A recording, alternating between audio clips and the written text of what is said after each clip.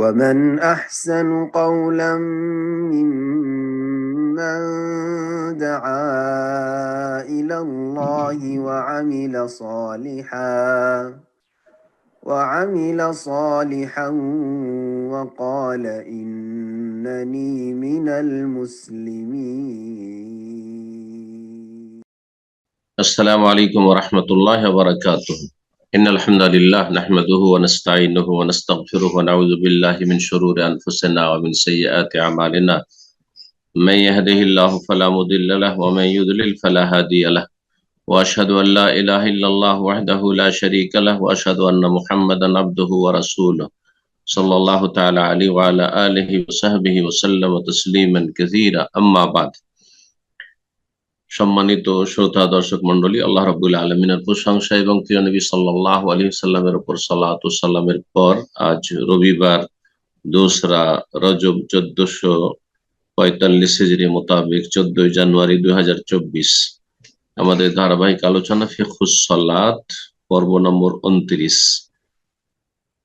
বিষয়বস্তু আজকের ইমামের সাথে মুক্তাদিদের 4টি অবস্থা এবং তার সাথে ইমামের সাথে কাতার লাগানোর বিধিবিধান বা আনুষঙ্গিক আরো কিছু মাসাইল।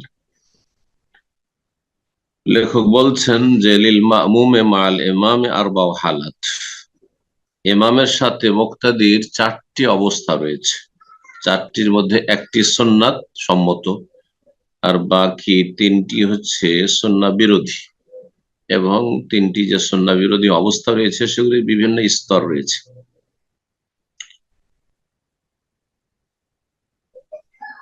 চারটি অবস্থার প্রথম অবস্থা হচ্ছে আল মুসাবাকা, দ্বিতীয় হচ্ছে মুআফাকা, তৃতীয় হচ্ছে মুতাবা, আর চতুর্থ হচ্ছে মুখালাফা।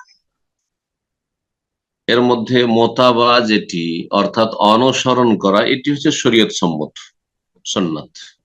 ইমামের মুক্তাদি মোতাবাত করবে মানে অনুসরণ করবে, জাস্ট পিছনে পিছনে থাকবে, খুব বেশি পিছনে না।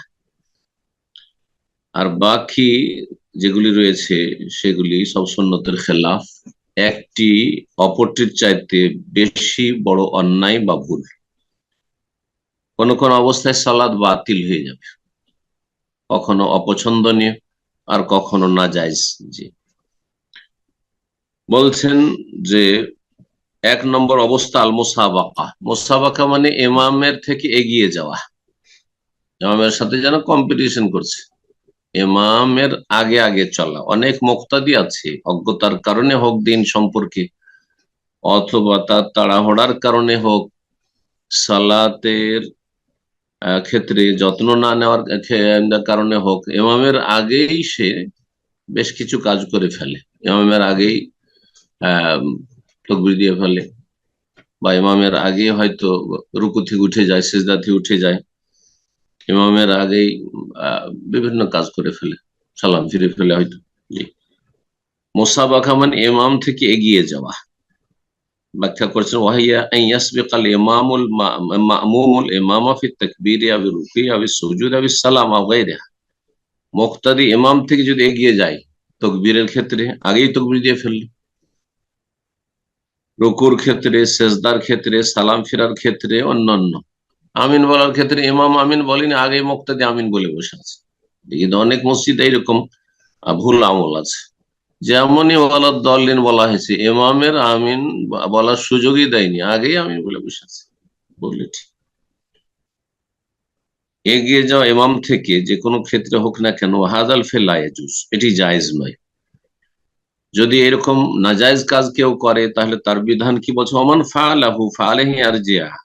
যদি এমন কাজ কেউ করে ফেলে ইমামের আগেই সে রুকু করে ফেলেছে, তাকবীর দিয়ে ফেলেছে, খেয়াল করেনি, এদিকে তাকবীর তাহরিম হয়নি, আগেই তাকবীর দিয়ে বসে আছে, বুকে হাত বেঁধে বসে আছে মুক্তাদি, অথবা সেজদায় চলে গেছে, সেজদা থেকে উঠে গেছে, যদি এমন কাজ কেউ করে ফেলে তো তার জন্য আবশ্যক হচ্ছে যে আইয়ারজিয়া, ফিরে আসবে, আপন অবস্থায় ফিরে আসবে, লিয়াতিয়া বিবাদাল ইমাম, তারপর ইমামের পরে সেই কাজটি সম্পাদন করে। ফাইন লাম ইয়াফআল, এমনটা যদি না করে, যে আমি সেজদাতে যখন উঠে গেছি বসেই থাকি, হ্যাঁ, তারপর ইমাম তো উঠবে 10-20 সেকেন্ডের ভিতরে, ফাইলাম ইয়াফাল, যদি ফিরে না যায়, সংশোধন না করে, বাতালাত সালাত, তার সালাত বাতিল। তার মানে মুসাবাক, ইমাম থেকে এগিয়ে যাওয়াতে সালাত বাতিল হয়ে যায়, এবং এই ক্ষেত্রে কঠোর শাস্তির কথা রয়েছে, হাদিস রয়েছে। আমা ইয়াখশাল্লাযী ইয়ারফা রাসাহু ক্বাবলা আল ইমাম, ওই ব্যক্তি কি ভয় করে না যেই ব্যক্তি ইমামের আগে মাথা উঠিয়ে ফেলে রুকু থেকে সিজদা থেকে, আইয়ুহাউবিল আল্লাহু রাসাহু রাসা হিমারিন আও সূরাতাহু সূরাতা হিমার, যে তার মাথাকে বা তার আকারকে আল্লাহ গাধার আকারে রূপান্তরিত করবেন, গাধার চেহারে পরিবর্তন করে দেবেন। আল্লাহ রাব্বুল আলামিন সবকিছু করতে সক্ষম। আর কেউ কেউ আভ্যন্তরীণ অর্থ, মানবী অর্থ নিয়েছেন, বাহ্যিক অর্থ না নিয়ে, যে গাধা যেমন নির্বোধ, হ্যাঁ, পিঠের ওপর ইসলামিক বই পুস্তকের বোঝা আছে, না মাটির বোঝা, না পেশাব পায়খানার বোঝা, কিছু বুঝে না, ঠিক তেমনি সেই ব্যক্তিকে আল্লাহ মূর্খ বানিয়ে দিতে পারেন। জি। তো এটা কেউ কেউ অর্থ করেছেন, কিন্তু বাহ্যিক অর্থ নেওয়াটাই হচ্ছে আসল। যে আল্লাহ ইচ্ছা করলে এইরকম, সে অন্যায় কাজ করলে যে ইমামের আগে মাথা উঠিয়ে নিল রুকু থেকে সিজদা থেকে, তার মুখকে, তার চেহারাকে অথবা তার মাথাকে আল্লাহ রাব্বুল আলামিন গাধার সাথে পরিবর্তন করে দিলেন। 2 নম্বর অবস্থা হচ্ছে মুওয়াফাকা। মুওয়াফাকা মানে অনুকূলে চলা, মানে সাথে সাথে। আর এই ভুলটি তো অনেকে করেন, ইমামের সাথে সাথে, যেমন তকবীর ইমামের সাথে সাথে তকবীর, যেমন ইমাম রুকুতে সাথে সাথে ইমামের সাথে, একটুও 1-2 সেকেন্ড 5 সেকেন্ডও পরে না, ইমামের সাথে সাথে সাথে সালাম ফিরা, এই মুওয়াফাকা, এটি অপছন্দনীয় এবং এতে সালাতে ঘাটতি হবে, ভুল এটি। এই ভুলের কারণে সালাতে ত্রুটি হবে, কিন্তু সালাত বাতিল হবে না। ওয়াহি আনতা তাওয়াফাক হারাকাতুল ইমাম ওয়াল মামুম ফিল ইন্তিকাল মিন রুকনি ইলা রুকআত তাকবীর ওয়া রুকু ওয়া নাহবিহিমা। মুওয়াফাকা হচ্ছে যে ইমাম আর মুক্তাদির নড়াচড়া একই সাথে হওয়া, একটি অংশ থেকে আরেকটি অংশে, একটি রুকুন থেকে আরেকটি রুকুনে, যেমন তাকবীর ইমামের সাথেই, রুকু সেজদা ইমামের সাথে সাথে, সালাম ফেরা ইমামের সাথে, যেমন সালাম ফিরলো ডান দিয়ে সাথে সাথে মুক্তাদির আসসালামু আলাইকুম শুনতে শুনতে সালাম ফিরে বসে থাকলো। এই ভুলটি অনেকে করেন। অপেক্ষা করুন, বরং 2 দিকে সালাম ফিরতে দেন, এটি হচ্ছে সহিহ সুন্নাহ। কারণ দুটোই সালাম অনেক ওলামাদের কাছে, শাইখ ইবনে বাজ রাহিমাহুল্লাহ এটিকে প্রাধান্য দিয়েছেন, এবং ইমাম আহমদ রাহিমাহুল্লাহর এটি মত যে 2 সালামই হচ্ছে ফরজ, রুকন, এক সালাম নয়। সুতরাং 2 সালাম ফিরতে দেন, তারপরে সালাম ফিরে। কিন্তু ভারত, বাংলাদেশ, পাকিস্তানি, এমনকি আহলে হাদিসরাও ডান দিকে এমন সালাম ফিরতেই তারপরে সালাম ফিরে দিলেন, তারপরে বাম দিকে এমন সালাম ফিরলো, তখন বাম দিকে সালাম ফিরলেন। আরব দেশে কিন্তু এটা দেখবেন, আরব দেশে কিন্তু 2 দিকে সালাম ফিরা হয়েছে, তারপরে তখন মুক্তাদিরা সালাম ফিরবে। এটি হচ্ছে আকরাবুল সুন্নাহ, সুন্নাহর কাছাকাছি। যদি ইমামের সাথে সাথে কেউ চলে, ওয়াহাযা খাতাউন, এটি ভুল, ইয়ানকুসুস সালাত, সালাতে ঘাটতি করে দেবে, সালাতে ত্রুটি হয়ে যাবে, নেকি কমে যাবে, সুন্নাতের খেলাফ কাজ হয়ে যাবে। 3 নম্বর অবস্থা হচ্ছে আল মুতাবা। মুতাবা মানে অনুসরণ করা, অনুসরণ করা। প্রথমটি ছিল এগিয়ে যাওয়া, তারপরটি হচ্ছে সাথে সাথে চলা, আর এটি হচ্ছে মুতাবা, অনুসরণ করা, মানে সামান্য একটু পিছনে থাকবেন, একেবারে সাথেও থাকবেন না, আর বেশি পিছিয়ে থাকবেন না। ইত্তেবা থেকে মুতাবা, অনুসরণ করা। ওয়াহি আন তাহসুলা আফআলুল ইমাম আকিবা আফআলিল ইমাম, ইমামের কার্যক্রমের পরে পরেই মুক্তাদির কার্যক্রম হবে। ইমামের যে আমলগুলি রয়েছে সেগুলি যে করে যাচ্ছেন, তারপরে পরেই সেই কাজগুলি হবে। ওয়াহিয়াল আমরুল মাতলুব মিনাল ইমাম, মুক্তাদির কাছ থেকে এটি শরীয়তে তলব করা হয়েছে, এটি হচ্ছে নির্দেশ মুক্তাদির ক্ষেত্রে। ওয়াবিহা ইয়াহসুল ইকতিদাউ শারঈ, আর এর মাধ্যমেই শরীয়ত সম্মত মুক্তাদির ইমামের ইকতিদার বাস্তবায়ন হয়ে থাকে। মুক্তাদিকে মুক্তাদি এই জন্য বলা হয়, আর বাংলা ভাষাতে আমরা মুক্তাদি বলে থাকি ইমামের পেছনে দাঁড়ায় থাকে, কিসের জন্য? সে অনুসরণ করবে। এটি হচ্ছে সুন্নাহ। 4 নম্বর হচ্ছে আল মুখালাফা, বিরোধিতা করা। বিরোধিতা, এগিয়ে গেলেও তো বিরোধিতা হয়, সাথে সাথে চললেও বিরোধিতা হয়, কিন্তু মুখালাফা যেহেতু এই এক একটি পরিভাষা ফিকহের, মুখালাফা বলতে হচ্ছে বিলম্ব করায়, এত বেশি বিলম্ব করা যে যেটা বিরোধিতার শামিল।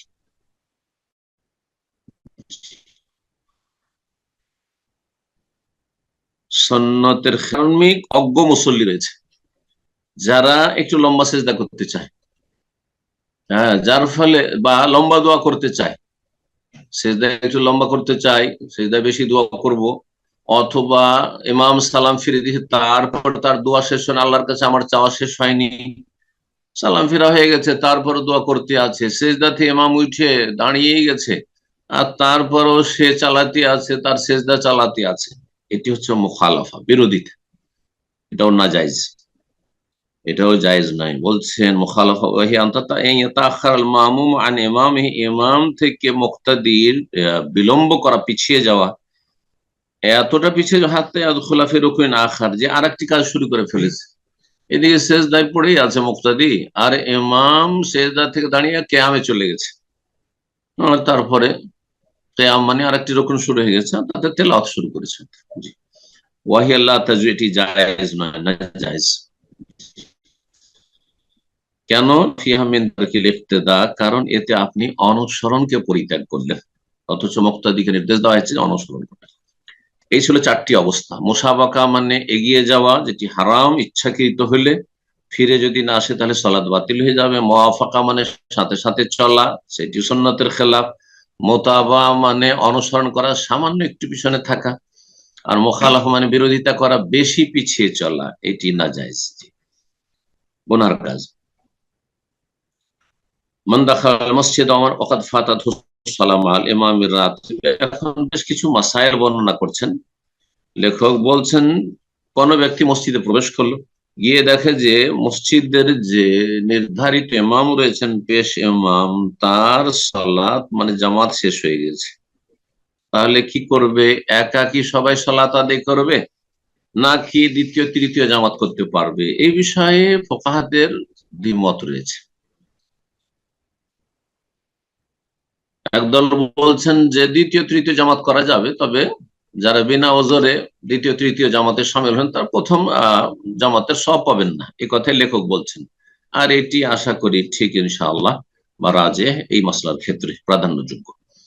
আর একটি মত হচ্ছে ইমাম যদি নির্ধারিত থাকেন, এই ইমাম আছেন মসজিদে, ইমাম নিযুক্ত করা আছে যে অমুক সাহেব হচ্ছেন ইমাম, আর তার জামাত শেষ হয়ে গেছে, তাহলে আর দ্বিতীয় তৃতীয় জামাত মোটেই নেই, দ্বিতীয় তৃতীয় জামাত নেই। তাহলে একা একা সলাত আদায় করতে হবে, আর না হলে বাড়িতে এসে আপনি ছেলে মেয়ে নিয়ে জামাত করেন।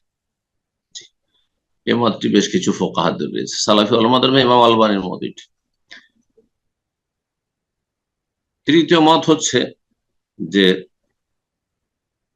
ইমাম নিযুক্ত থাকুক আর না থাকুক, আপনার দ্বিতীয় তৃতীয় জামাত নেই, কিন্তু সঠিক হচ্ছে যে দ্বিতীয় তৃতীয় জামাত আছে, তবে প্রথম জামাতের ফজিলত নেই। জি, প্রথমে দেখাল মসজিদা, যে ব্যক্তি মসজিদে প্রবেশ করলো আর দেখছে যে সালাত ইমাম সাহেবের শেষ হয়ে গেছে, আর সে সেখানকার নির্ধারিত ইমাম, ওয়াজিব আলী, যে ব্যক্তি মসজিদে প্রবেশ করলো তার জন্য ফরজ, এবং তার সাথে যারা আরো সাথী সঙ্গী হয়ে গেছে, জামাত, জামাত করে দ্বিতীয় জামাত করবে। ওয়ালাকিন ফাদলুহা লাইসা কাফাদলিল জামাতুল, প্রথম জামাতের ফজিলত হাসিল করতে পারবে না। তবে ওলামারা বলেছেন সে মাজুর হয়, ঘুম থেকে উঠে গেছে আর ইচ্ছা করে ঘুমিয়ে যায়নি, অথবা বাথরুমে গিয়েছিল, বিলম্ব হয়ে গেছে, এদিকে সালাম ফিরে দিয়েছে ইত্যাদি, বা টাইম জানা ছিল না, মাজুর। এক কথায় ওজোর যদি আল্লাহর কাছে গ্রহণযোগ্য হয় তাহলে সালাত পাবে। যেমন অসুস্থ ব্যক্তি যে জামাতে সালাত পড়তে অভ্যস্ত আর মসজিদে যেতে পারছে না, সে জামাতের সওয়াব পাবে সে ইনশাআল্লাহ, জামাতে সালাত না পড়ে। তারপরে মাসা বলছেন কোন ব্যক্তি যদি ইমামের সাথে এক রাকাত পায়, এশার 4 রাকাত, এক রাকাত পেল, এক রাকাত পেলে সেই ব্যক্তি জামাতের সব পেয়ে গেল, জামাত পেল। ওমান আদরাকা রুকু মাল ইমাম, আর যদি ইমামের সাথে রুকু পেয়ে যায় তাহলে রাকাত পেয়ে গেল। এটি হচ্ছে অধিকাংশ আইম্মা ইকরামদের মত, যে রুকু পেলে রাকাত হয়ে যায়। তবে ইমাম শাফি, ইমাম বুখারী, তাদের মত হচ্ছে, আর এই মত ভারত, বাংলাদেশ, পাকিস্তানে অনেক আহলে হাদিস, পুরাতন আহলে হাদিসদেরই এইটি মত, যে রুকু পেলে রাকাত হয় নাই। কিন্তু সহিহ বুখারীতে হাদিস রয়েছে আবু বকর রাদিয়াল্লাহু তাআলা আনহুর, যেটি প্রমাণ করে যে বাইরে থেকে আসা লোক অন্তত যে ব্যক্তি রুকু পেল সেই ব্যক্তি রাকাত পেয়ে গেল। জি, জাদাকাল্লাহু হিরসান ওয়ালা তাউদ। এক ব্যক্তি দৌড় দিয়ে তাড়াতাড়ি এসে রুকুতে লাগলো, নবী সাল্লাল্লাহু আলাইহি ওয়াসাল্লাম কথা বললেন যে রুকুতে লেগে তো তোমার লাভ নেই, এভাবে দৌড় দিয়ে কি কাজে আসার আগেই রুকু করা শুরু করেছেন উনি, কাতারে লাগার আগে। বললেন না, বললেন যে এইরকম কাজটা করিয়া না, আর তোমার আগ্রহ আল্লাহ বৃদ্ধি করে দিক, তার মানে রুকু পেলে রাকাত হয়ে যায়। হ্যাঁ, সূরা ফাতিহা রুকুন, সূরা ফাতিহা রুকুন এবং কিয়াম রুকুন, আর রুকুটাও একটা কিয়ামের একটা অংশ ওলামারা বলেছেন। তবে সূরা ফাতিহা এখানে ছুটছে, যে ব্যক্তি রুকু পেল ওই ব্যক্তির জন্য ছাড় হয়েছে যে বাইরে থেকে আসছে, কিন্তু মসজিদের শুরু থেকে আছেন সূরা ফাতিহা পড়বেন না, না সূরা ফাতিহা রুকুন, সূরা ফাতিহা ছাড়া সালাত হয় না। জি, বলছেন যে যেই ব্যক্তি আসলেন আর দেখছেন যে ইমাম রুকুতে আছে, ফায়ুকাব্বিরু তাকবীরাতুল ইহরাম কায়েমা, দাঁড়িয়েই তাকবীরে তাহরিমা দিবেন, এই নয় যে রুকুতে চলে গেলেন আপনি বিনা তাকবীরে তাহরিমায়। তাকবীরে আল্লাহু আকবার, তারপর রুকুতে সোজাসুজি যাবেন। অনেকে বুকে হাত বাঁধে, তাকবীরে তাহরিমা দিয়ে বুকে হাত বাঁধেন, এমনটা নাই। তাকবীরে তাহরিমা করেই সাথে সাথে রুকুতে চলে যাবেন যেখানে ইমাম আছে। সুম্মা ইউকাব্বিরু তাকবীরা, তারপরে যেহেতু রুকুর জন্য আরেকটি তাকবীর রয়েছে সেটা দিতে পারলে উত্তম, এটা হচ্ছে সুন্নাহ যদি সম্ভব হয়। আর যদি সম্ভব না হয় যে আমি দুই তকবির দেবো, তো আমার রুকু ছুটে যেতে পারে, এই বলি একটি তকবিরে যদি ক্ষান্ত করেন, নওয়াহুমা বিতাকবীরাতিন ওয়াহিদা, একটি তকবিরে দুটো নিয়ত করবেন, তবে বড়টি নিয়ত করে তকবিরে তাহরিমা নিয়ত করবেন।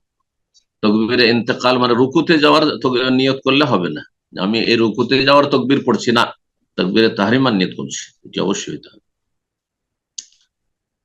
তারপরে মাসলা বলছেন, কোন ব্যক্তি মসজিদে গেল, যাওয়ার পরে দেখলো যে ইমাম দাঁড়িয়ে আছে অথবা রুকুতে আছে বা সিজদায় আছে বা বসে আছে, তাহলে করবেটা কি? বলছেন দাখালা মাহু, তার সাথে প্রবেশ করে, যেখানে আছে ইমাম সেখানে চলে যাবে, বসে আছে বসে যাবেন, আল্লাহু আকবার বসে গেলেন আপনি আত্তাহিয়াতে, সিজদা আছে আল্লাহু আকবার সিজদায় চলে গেলেন, আর যতটা আপনি পেলেন তার নেকি পাবেন। রাকাতটা তো হলো না, যেহেতু রুকু শেষ হয়ে গেছে, হয়তো সিজদা আছে, সেজদায় চলে গেছে অথবা বসে আছেন, যতটুকু আপনি শরীক হলে ইমামের সাথে নেকি পাবেন ইনশাআল্লাহ। তবে রাকাত পাওয়ার জন্য কমপক্ষে রুকু পেতে হবে, লাকিন রাকা লাতুদরাকে হলে রুকু রুকু না পেলে রাকাত হবে না। আর তাকবীরে তাহরিমা পাওয়ার বিধান কি? অনেকে মনে করেন যে আল্লাহু আকবার, মসজিদে ঢুকছেন আর আল্লাহু আকবার হয়ে গেছে, আর তারপরে গিয়ে ধরেন 5 সেকেন্ড 10 সেকেন্ড পরে আপনি আল্লাহু আকবার বলছেন, তাকবীরে তাহরিমা আজকে আমার ছুটে গেল না, আপনার তাকবীরে তাহরিমা ছুটেনি। জি, যতক্ষণ পর্যন্ত সূরা ফাতিহা তেলাওয়াত না শুরু করেছেন, ইমাম সাহেব যখন সূরা ফাতিহা শুরু করে দেবেন, মানে তাকবীরে তাহরিমা একটি রুকুন ছিল আর সূরা ফাতিহা আরেকটি রুকুন, সূরা আরেক রুকুনে যখন চলে গেছে তখন আপনার তাকবীরে তাহরিমা ছুটে গেছে। তাহলে সানার অবস্থায় ধরে আছে, দোয়া ইস্তিফতাহ সুবহানাকা পড়ছে, আল্লাহুম্মা বা'id বানি পড়ছেন ইমাম সাহেব, আর আপনি গিয়ে আল্লাহু আকবার বললেন, তাহলে তাকবীরে তাহরিমা যেন পেয়ে গেলেন। এমন নয় যে তাকবীরে তাহরিমা মানে গিয়ে ইকামত পেতে হবে, এটা ভালো অবশ্যই। তাই বলছেন অতুদরাকু তাকবীরাতুল ইহরাম, তাকবীরে তাহরিমা পেয়ে যাবে মুক্তাদি মাল ইমামের সাথে, মালাম ইয়াশরা ফি কিরাআতিল, যতক্ষণ পর্যন্ত সূরা ফাতিহা তেলাওয়াত শুরু করেন ইমাম সাহেব। ইমাম যখন জনগণের ইমামতি করছেন তখন তার জন্য সুন্নত হচ্ছে যে সালাতের পূর্ণতার লক্ষ্য রেখে হালকা করার চেষ্টা করবেন, মানে হালকা, মুক্তাদিদের খেয়াল খুশি করবেন না, সালাত যেন পরিপূর্ণ হয়, রুকুনে কোনো ঘাটতি না থাকে, ওয়াজিবাতে কোনো ঘাটতি না থাকে, সুন্নতের খেলাফ না হয়। আজকাল অধিকাংশ ইমামরা সালাত হালকা করতে গিয়ে মুসল্লিদের কুপ্রবৃত্তির অনুসরণ করে, ভাষাটি কোনো বাড়াবাড়ি কথা নয়। ফজরে নবী সাল্লাল্লাহু আলাইহি ওয়াসাল্লামের সুন্নত হচ্ছে 60 থেকে 100টি আয়াত তেলাওয়াত করা, এখন অনেক ইমাম আছেন যে 6টি আয়াত তেলাওয়াত করেন, আল্লাহ হেদায়েত করে স্বয়ংকে। কেন? বলছে আমাদের মুক্তাদিরা অধৈর্য সব, মানে 6টি আয়াত পর্যন্ত সবুর করবে না, 6টি আয়াত সুন্নত না আপনার। নবী সাল্লাল্লাহু আলাইহি ওয়াসাল্লাম 60 থেকে 100 পড়েছেন, আপনি 10 থেকে 30-40 তো পড়বেন আপনি। জি, জীবনে গোটা বছর চলে যাচ্ছে সূরা সিজদা সূরা দাহার পড়বেন না আপনি, কেন? এর নাম হালকা করা নয়। তো হালকা করা মানে মুক্তাদিদের খেয়াল খুশি নয় যে আপনার মুক্তাদিরা কেমন ক্যাটাগরি, বরং সালাতের পূর্ণতা যেন মুখ্য উদ্দেশ্য থাকে, আর তার সাথে যতটা হালকা করা সম্ভব, যতটা হালকা করা সম্ভব। সুন্নত মুস্তাহাবের ক্ষেত্রে কিছুটা হালকা করবে, কিন্তু ফরজ ওয়াজিবাতে কোনো হালকা নয়।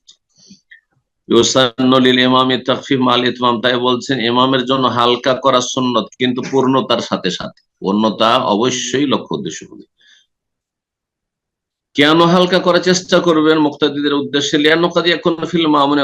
কারণ হতে পারে যে মুক্তাদির মধ্যে কেউ দুর্বল আছে, অসুস্থ, কেউ অসুস্থ আছে, কেউ বুড়ো আছে, কারো কোনো প্রয়োজন আছে, এমার্জেন্সি আছে, তাদের তা কোথাও যেতে হবে।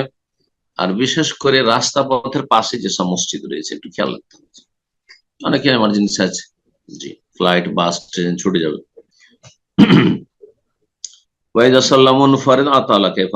কিন্তু একাকি যখন সালাত আদায় করবেন, যত লম্বা করবেন করুন, কোনো অসুবিধা নেই, রক্ত পার না হইলেই হলো আপনার। বলছেন তারপরে যে সুন্নত সম্মত হালকা করা সালাতে, আত-তাখফীফ আল মাসনুন ফিস সালাত, সালাতের ক্ষেত্রে সুন্নত সম্মত হালকা করণ হচ্ছে হুয়াল্লাযী ইয়াসহাবুহু ইতমামুস সালাহ, যাতে সালাত পূর্ণ করা হয় বেআদায় আরকানিহা, রুকনগুলি আদায় করার সাথে সাথে ওয়াজিবাত আদায় করে, এমনকি সুনানিয়া সুন্নত আদায় করবেন আপনি। এই নয় যে হালকা করতে গিয়ে আমি সানাই পড়বো না, হালকা করতে গিয়ে আমি 3 বার 5 বার তসবিহ পড়বো না রুকু সিজদাতে, না, অবশ্যই ইমাম 5 বার পড়বে, তাহলে মুক্তাদির জন্য 3 বার পড়া সম্ভব। আমি দোয়ায় মাসুরে পড়ে আত্তেহাত পড়লাম আর দরুদ পড়লাম, ব্যাস, না, না চলবে না। জি, সুন্নত গুলো আদায় করতে হবে, যেমন নবী সাল্লাল্লাহু আলাইহি ওয়াসাল্লাম করেছেন। নবী সাল্লাল্লাহু আলাইহি ওয়াসাল্লামের সুন্নত এটাই ছিল, হালকাও করতেন কিন্তু পূর্ণতার সাথে সাথে, যেমন সাহাবায়ে কেরামকে বর্ণনা করেছেন। ওয়াজাব আলাইহি, নবী সাল্লাল্লাহু আলাইহি ওয়াসাল্লাম এইভাবে স্থায়ী আমল করেছেন। ওয়া আমারা বি, এর নির্দেশ দিয়েছেন, লা ইলা শাহওয়াতিল মামুমিন, মুক্তাদিদের প্রবৃত্তির অনুসারী হবেন না। মুক্তাদির চাহিদা কেমন, আমার মুক্তাদিরা কেমন চায়, যদি ইমাম সাহেব আজকে একটু লম্বা করেন, লম্বা করেন, ইমাম সাহেব না না না এত লম্বা চলবেন না, হ্যাঁ কি চাও ভাই, বলছে আমরা শুধু 3টে, আর রহমান আল্লামাল কোরআন খালাকাল ইনসান, ব্যাস, আউযু বিল্লাহ, না, এরকম না। আপনি মুক্তাদিদের গোলামি করছেন না, রবের গোলামি করেন। জি, ওয়ালা সালাতা লিমান লা ইউকিমু সুলবাহু ফি রুকু ওয়াস সুজুদ, রুকু সিজদাতে কেউ যদি পিঠকে সোজা করে না দাঁড়ায়, রুকু থেকে উঠে অনেকে এক এক সালাত আদায় করে মাসবুক, মানে 2-4 রাকাত ছুটেছে, যে ইমামের পেছনে বিলম্ব গেছে, দেখেন এত তাড়াতাড়ি সালাত আদায় করে যে আমার আপনার 1 রাকাত হইতে হইতে ওর 4 রাকাত শেষ হয়ে গেল, সালাম ফিরে চলে গেল, আউযু বিল্লাহ, এদের মোটেই সালাত হয়নি। এইরকমই দেশীয় যে তারাবি, 20 রাকাতের তারাবি, এসব সালাত সহিহ হয় না। যে রুকু সিজদায় পিঠ সোজা করে বসতে হবে আর প্রতিটি অঙ্গ প্রত্যঙ্গ আপন জায়গায় চলে যেতে হবে। জি, ওয়ালা সালাতা লিমান লা ইউকিমু সুলবাহু ফি রুকু ওয়াস সুজুদ, রুকু সিজদাতে কেউ যদি নিজের পিঠকে সোজা না করে, 2 সিজদার মাঝখানে সোজা হয়ে না বসে, রুকু থেকে উঠে সোজা হয়ে না দাঁড়ায়, তাহলে তার সালাত হবে না। এগুলো হচ্ছে রুকন, ফরজ। তারপরে ইমামের সাথে মুক্তাদিরা কিভাবে দাঁড়াবে এই মাসলার ক্ষেত্রে বলছেন, আর সুন্নত হচ্ছে আইয়াকিফাল মা'মুমুনা খালফাল ইমাম, মুক্তাদি যদি একের বেশি থাকে, 2 জন, তাহলে ইমামের পিছনে দাঁড়াবে। ওয়াইন কানা ওয়াহিদান, আর যদি একজন হয়, মুক্তাদির সংখ্যা 1 জন শুধু, ইমামের ডান দিকে দাঁড়াবে, এটা পুরুষদের ক্ষেত্রে। ওয়া ইমামাতুন নিসা, আর মহিলাদের ইমামতির ক্ষেত্রে মহিলা ইমাম দাঁড়াবেন কাতারের মাঝখানে, আর 2 দিকে মহিলারা দাঁড়াবেন। কাতারের সামনে একাকি মহিলা ইমাম দাঁড়াবেন না, সুন্নাতের খেলাফ এটি। তারপরে বলছেন, এটি তো ছিল সুন্নাত যে পুরুষ মুক্তাদিরা ইমামের পিছনে দাঁড়াবে, কিন্তু ইমামের ডান দিকে যদি 2-4 জন 10 জন ধরে মুক্তাদি দাঁড়িয়ে গেছে, তো জায়েজ, ইমাম, ইমামের ডান দিকে যদি মুক্তাদিরা দাঁড়িয়ে যায় তো এটা সহিহ, তবে সুন্নতের খেলাফ। আও আনজান, এমনকি 2 দিকে যদি দাঁড়িয়ে যায় মহিলাদের মতো, মহিলাদের ইমাম যেমন মাঝখানে দাঁড়ায় ওই রকম, অনেক সময় জায়গা না থাকার কারণে তো দাঁড়ায়, কিন্তু এমনি অনেকে না জানার কারণে 2 দিকেই মুক্তাদিরা দাঁড়িয়ে আছে, সালাত হয়ে যাবে। হ্যাঁ, তবে এটি সুন্নত নাই যদি জায়গা থাকে। ওয়ালাই আসে কুদ্দাম, ইমামের আগে দাঁড়ানো সহি নয়, হবে না। জি, ওয়ালাই আসারি, বাম দিকে দাঁড়ানো জায়েজ নয়। ইমামের বাম দিকে কেউ যদি দাঁড়িয়ে যায় তাকে তাহলে ধরে তাকে ডান দিকে করে, যেমন ইবনে আব্বাস রাদিয়াল্লাহু তাআলা আনহুমাকে নবী সাল্লাল্লাহু আলাইহি ওয়াসাল্লাম ওনার বাড়িতে তাহাজ্জুদের সময়টা করেছিলেন। ইল্লা লিদারুরা, তবে নিরুপায় যদি হয়, কোনো জায়গা নেই, তাহলে সেটা ভিন্ন বিষয়। তারপরে বলছেন সিফাতু সাফফির রিজাল ওয়ান নিসা খালফাল, ইমামের পিছনে মহিলা পুরুষদের কাতার কেমন হবে? বলছেন ইয়ালিল ইমামের রিজাল, ইমামের পেছনে পুরুষরা দাঁড়াবে প্রথম কাতারে। পুরুষদের ক্ষেত্রে প্রথম দাঁড়াবে বড়রা, ছোটরা, আর তারপরে মহিলারা, তারপরে প্রথম বড়রা দাঁড়াবেন যারা সিনিয়র বয়োজ্যেষ্ঠ, ছোটরা, আর তারপরে তখন কাতার হবে মহিলাদের। তবে যদি দেখা যায় যে বাচ্চারা ওইভাবে একসাথে করে দিলে তারা খেলাধুলা করবে বা হাসাহাসি শুরু করে দিবে, দুষ্টামি শুরু করে দিবে, তাহলে বাচ্চাদের অভিভাবক পাশে নিয়ে দাঁড়াবে, মহিলারা পিছনে দাঁড়াবে। জি, খালফার রেজাল, পুরুষদের পিছনে। বলছেন রেজাল, পুরুষদের কাতারের ক্ষেত্রে যে শরীয়তের বিধান রয়েছে ওইরকম মহিলাদের কাতারের ক্ষেত্রে শরীয়তের বিধান রয়েছে। কি? যে মহিলাদের কাতারে মহিলাদের যে প্রথম কাতার রয়েছে, কয়েকটি কাতার মহিলাদের রয়েছে, মহিলাদের প্রথম কাতার আগে পূরণ করবে, তারপরে দ্বিতীয় কাতার, তারপরে। আর এরকমই ছিদ্রগুলি বন্ধ করবে, মাঝখানে ফাঁকা ফাঁকা করে দাঁড়াবে না, যেমন আমাদের সমাজের, হানাফি সমাজের লোকেরা পায়ে পা লাগায় না, কাঁধে কাঁধে লাগায় না। এই ক্ষেত্রে নবী সাল্লাল্লাহু আলাইহি ওয়াসাল্লাম হাদিস রয়েছে যে মাঝখানে শয়তান ঢুকবে। জি, আমি শয়তানকে দেখতে পাচ্ছি যে তোমাদের কাতারের মাঝখানে ফাঁকে ফাঁকে ঢুকে যাচ্ছে। সুদ্দুল খালাল ওয়ালা তাজালু ফুরুজাত লিশ-শায়তান, শয়তানের জন্য জায়গা, খালি জায়গা ছেড়ে দিও না। কাতার সোজা করা ওয়াজিব, ফরজ। কাতার আঁকা বাঁকা করে রাখা জায়েজ নয়, কাতার সোজা করা ফরজ। আর কাঁধে কাঁধ পা লাগানো হচ্ছে সুন্নাত। তারপরে বলছে ইজাসাল্লাতিন নিসাউ জামাতান ওয়াহদাহুন্না, শুধু মহিলাদের যদি জামাত হয়, ফাখাইরু সুফুফিন্না ফাহিন্না আউয়ালুহা শাররু আখিরা, শুধু মহিলাদের, যেহেতু সেখানে পুরুষ নেই কেউ, সুতরাং তাদের প্রথম কাতার বেশি উত্তম, তারপরে দ্বিতীয়, তারপরে দ্বিতীয়, এই পুরুষদের মতো। কিন্তু যখন পুরুষদের সাথে হবে, পুরুষরা প্রথম দিকে আছে ইমাম, তারপরে পুরুষ মুক্তাদিদের কাতার রয়েছে, তারপরে মহিলাদের, তাহলে মহিলাদের কাতার পুরুষদের থেকে যত দূরে হবে, পেছনে হবে, তত উত্তম। ওই হাদিসটি ওই ক্ষেত্রে প্রযোজ্য। রেজাল, মহিলাদের জন্য জায়েজ নয় যে পুরুষের আগে তারা কাতার লাগাবে। আও ইয়াসুফুর রেজাল খালফাল আনেসা, মহিলাদের পিছনে পুরুষরা এসে লেগে যাবে, এটা জায়েজ নেই। ইল্লা লিদারুরা, তবে নিরুপায় হয়ে গেছে, যারা হজের সময় এরকমটা হয়েছে, হজের সময় আর কদরের রাতে মসজিদে হারামের চত্বরে চারিদিকে এমন নিরুপায় হয়ে গেছেন আর বেরিয়ে আসতে পারছে না, মানুষের ঢল আসছে, পেছনে যেতে পারছেন না, সাইডে ডানে বামে কোথাও যেতে পারছেন না, তখন অন্য বিষয়। এমনিতে মহিলাদের পিছনে পুরুষরা কাতার লাগাবে, এটিও জায়েজ নয়। জি, বা মহিলারা গিয়ে পুরুষদের সামনে গিয়ে কাতার লাগিয়ে দিবে বা পুরুষদের পাশে দাঁড়িয়ে যাবে, কোনোটাই জায়েজ না।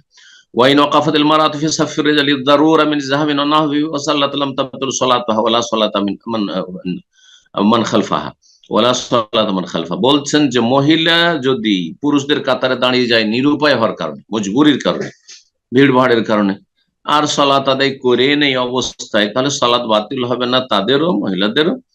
আর তার পিছনে কোনো পুরুষরা থাকলে তাদের, কারণ অনিচ্ছাকৃত, এটা হয়েছে নিরুপায় অবস্থায়। কিন্তু ইচ্ছাকৃত ভাবে যদি কাতার লাগায় মহিলাদের পিছনে পুরুষরা বা পুরুষদের সামনে মহিলারা গেলে গেল, তাহলে এইভাবে সালাত পড়া যায় না, তারা গুনাহগার হবে। নবী সাল্লাল্লাহু আলাইহি ওয়াসাল্লাম একটি হাদিস দিয়ে শেষ করছি, বলছেন আবু হুরায়রা রাদিয়াল্লাহু তাআলা আনহু যে কালা রাসূলুল্লাহ সাল্লাল্লাহু আলাইহি ওয়াসাল্লাম বলেন খায়রু সুফুফি রিজাল আউয়ালহা, সবচেয়ে উৎকৃষ্ট কাতার পুরুষদের হচ্ছে প্রথম কাতারগুলি, ওয়া শাররুহা আখিরুহা, আর সবচেয়ে খারাপ কাতার হচ্ছে, ফজিলত দিক কম, পুরুষদের হচ্ছে শেষ দিকের, কারণ শেষ দিকের কাতারের পেছনেই মহিলারা থাকতে পারে, আর মহিলাদের যত কাছাকাছি তত খারাপ কাতার। ওয়া খায়রু সুফুফিন নিসা, আর মহিলাদের সবচেয়ে উত্তম কাতার হচ্ছে আখিরা, সর্বশেষ কাতার, যেই কাতারগুলি, যেই লাইনগুলি পুরুষদের থেকে দূরে আছে। ওয়াশাররুহা, আর মহিলাদের সবচেয়ে খারাপ কাতার হচ্ছে আউয়ালা, প্রথম দিকের কাতার, যেগুলি পুরুষদের কাছাকাছি, পুরুষদের পিছনে লেগে আছে।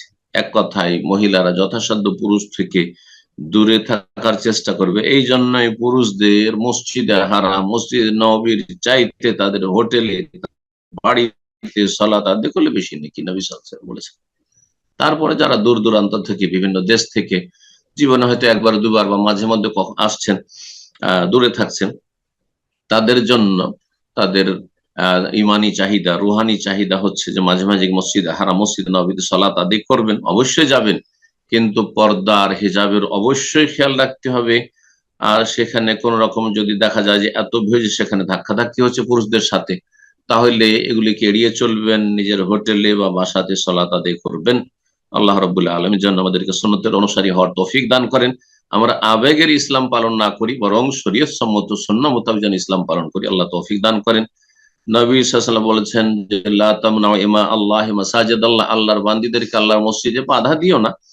ওয়া বুয়ুতুহুন্না খায়রুল লাহুন, তবে তাদের বাড়িগুলি তাদের জন্য বেশি উত্তম। জি, এই যে হাদিসটি বর্ণনা করলাম যে সর্বোত্তম কাতার পুরুষদের জন্য আগের কাতারগুলি, আর সবচেয়ে নিকৃষ্ট কাতার পুরুষদের পেছনের কাতারগুলি, আর মহিলাদের সবচাইতে শেষের কাতারগুলি বেশি উত্তম, আর আগের দিকের কাতার যেগুলো পুরুষদের কাছাকাছি সেগুলো বেশি মন্দ। সহিহ মুসলিমের হাদিস, সহিহ মুসলিম 440 নম্বর হাদিস। এখানে আলোচনা শেষ করছি। আল্লাহ রাব্বুল আলামিন যেন আমাদের উপকারী জ্ঞান দান করেন, নেক আমলে তৌফিক দান করেন, বালা মুসিবত থেকে আল্লাহ আমাদের সকলকে হেফাজতে রাখেন। ও সাল্লাল্লাহু আলা নবিয়িনা মুহাম্মদ ওয়া আলা আলিহি ওয়া সাহবিহি আজমাইন।